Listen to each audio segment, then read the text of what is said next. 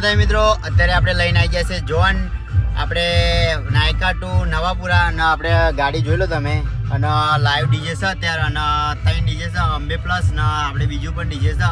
તમને બતાવી દો, જોઈ લેજો. અને તમે VSR છો યા પીએ કમેન્ટ જરૂર કરજો. આપણે ચલો ડીજે બતાવો લાઈવ, બરાબર? જોઈ લો.